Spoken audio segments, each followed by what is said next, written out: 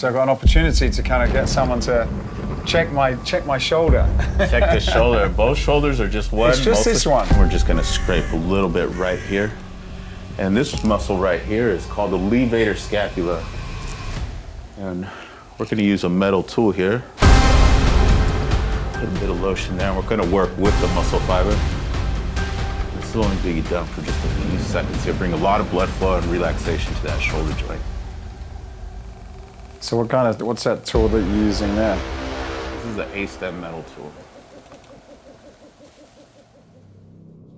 So I've got an opportunity to kind of get someone to check my shoulder. Check the shoulder. Both shoulders are just one. It's just this one. Mostly this side? If I'm lifting, so let's say I lift myself up or kind of do a dip, I've got this, or even like if I do a chest press, I've got this kind of weird thing in my shoulder. But my wife was sort of just putting a knee in my back almost by accident, and I kind of felt this real sensitive bit there, and when she was pushing it, it kind of helped the shoulder. So I don't know if there's something in there or what it is. And there's two things that happen with the shoulder, the muscles that connect from this anterior side and the posterior side. So with that, we're just gonna work a little bit here right underneath the clavicle. Right. So, and this is gonna help release tension right off that shoulder blade. And the muscle we're getting into is that pec minor. And that muscle runs up and down from ribs 3, 4, 5, up to the shoulder blade. Wow.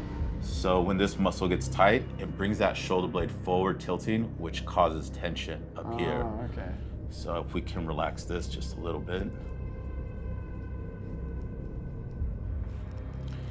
Now we're just gonna bring this arm up just like so. Man, that's not a lot of rotation.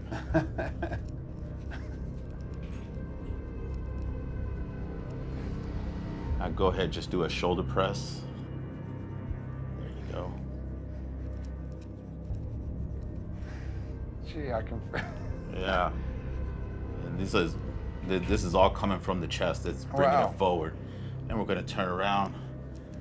And then we're gonna hit a rotator cuff muscle called the infraspinatus. This guy stabilizes the shoulder joint right here during lateral flexion.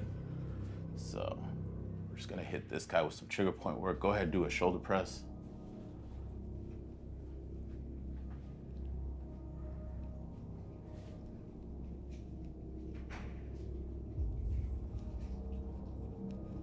You feeling that? Yeah. Yeah.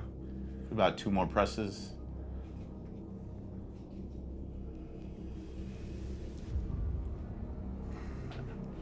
All right, good, right there. And we're just gonna scrape a little bit right here. And this muscle right here is called the levator scapula. And we're gonna use a metal tool here. So there's various different type tools that can be used. So put a bit of lotion there. We're gonna work with the muscle fiber.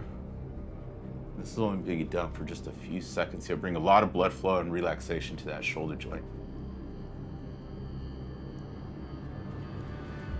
So what's that tool that you're using there? This is the A-stem metal tool. It's pretty dense. It's kind of heavy, so it gets a little bit deeper into the muscle fiber. Right.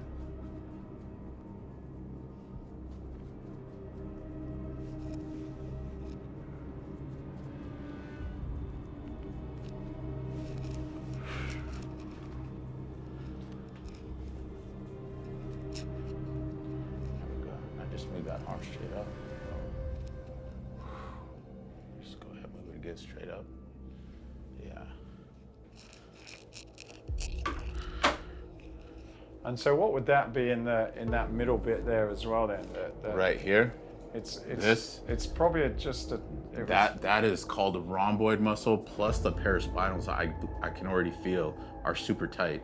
Right. Which the paraspinal muscles start down here. Right. And attach all the way up to the base of the skull here. Right. So they help stabilize the spine. Okay. But releasing tension off the shoulder blade, getting this to move, exposes this muscle even more. Right.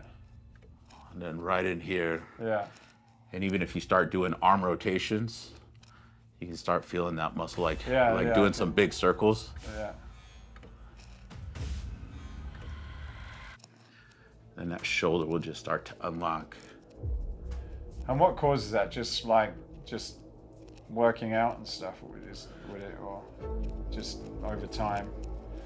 Over time it can, but what happens is everything that we do is forward motion. Everything that we do just as you know, as human beings, that we drive, everything's forward. We open the car door, you know, everything we do is forward motion. So when this whole anterior chain contracts, the posterior chain stretches. Right. And then a lot of us do a lot of sitting nowadays. We're always looking at our phone. Right. So as the muscles in the posterior side overstretch so much, it starts to create too much tension.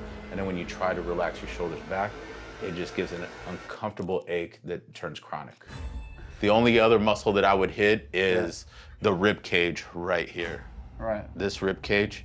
Now the muscle that's right here is called the anterior serratus. When it breaks this plane right here, it becomes a posterior serratus, and it wraps around the entire rib cage. It goes from the costal cartilage ridge all the way around underneath the shoulder blade and gets to about this close to the spine.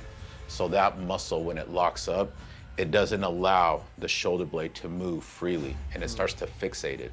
But we can still move as we're saying, hey, we're still gonna train, we're still gonna, you know, do everything we need to do for the day. But that muscle is restricting the movement, and then it starts to fixate surrounding muscle groups to say, hey, you need to work smoothly. Right. That will start to cause range of motion limitations to the shoulder, and then you're gonna start to have shoulder issues when it's under load-bearing weight. Yeah. As soon as you pick up like that, 40s might feel good, 50s might feel good, and then you start getting to the 80s and 90s pound dumbbells, and then you're like, yo, my shoulder's not liking this. Right. So that's usually what happens. Okay, interesting. So it's the dynamics of more than just one muscle group, but Right.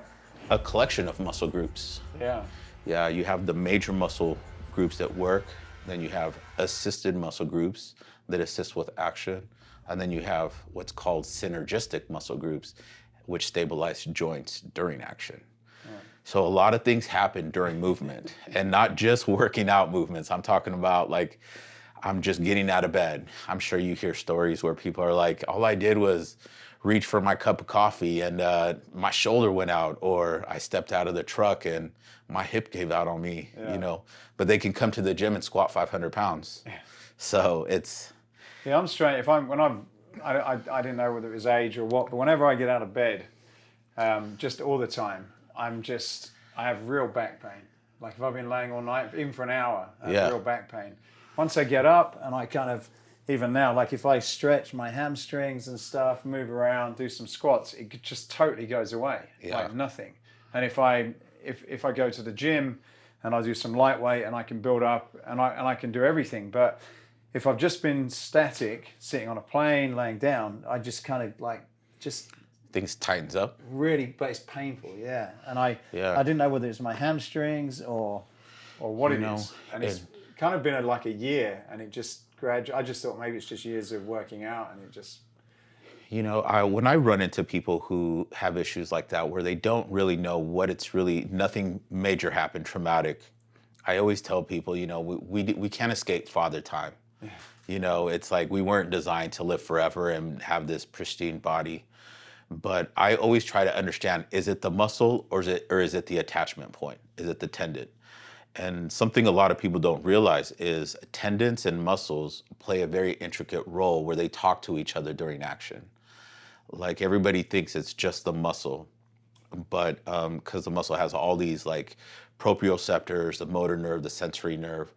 But when it comes to action, whether it's stretching or contraction, any movement, the tendon attachment point to those muscle groups actually sends signals to the muscle fibers saying you need to tighten to stretch or you need to shorten to contract. And they send these signals in seconds, and it filters through fascia. And fascia has 9 sensory receptors. That's gonna sense the environment. Are we getting out of the truck? Are we like getting under a squat bar?